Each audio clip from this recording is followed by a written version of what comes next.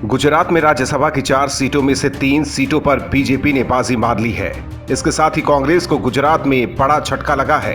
राज्यसभा में अब कांग्रेस के उस मंसूबे पर पानी फिर गया है जिसमें वो गुजरात से 2 उम्मीदवारों को भेजने का सपना देख रही थी, क्योंकि ऐन मौके पर भारतीय ट्राइबल पार्टी के 2 विधायकों ने कांग्रेस को धोखा दे दिया।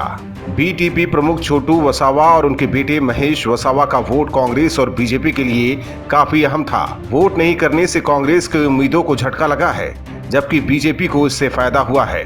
बताया जा रहा है कि इनके वोट नहीं करने के फैसले से बीजेपी के तीसरे कैंडिडेट नरहरि अमीन ने जीत दर्ज की है।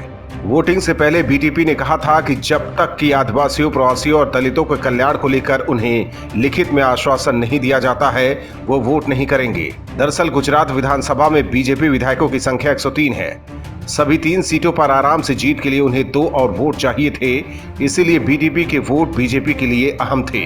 हालांकि अगर ये 2 वोट कांग्रेस को जाते तो पार्टी दोनों सीटों पर जीत के थोड़ा सा करीब आ जाती, लेकिन दूसरी सीट पर जीत दर्ज करने के लिए उसे बहुमत नहीं मिल पाता।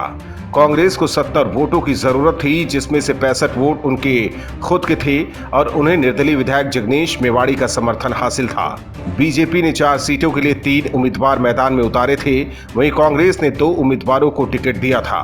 बीजेपी यहां अपनी संख्या के मुताबिक 2 सीटों पर आसानी से जीत दर्ज की, जबकि कांग्रेस को भी 1 सीट मिली, लेकिन चौथी सीट के लिए दोनों पार्टियों के बीच कड़ा मुकाबला था। हालांकि बीटीपी के वोट नहीं करने से बीजेपी को फायदा हुआ और उनके तीसरे कैंडिडेट नरहरि अमीन आसानी से जीत गए और गुजरात में राज्यसभा चुनाव का स्कोर 3-1 रहा।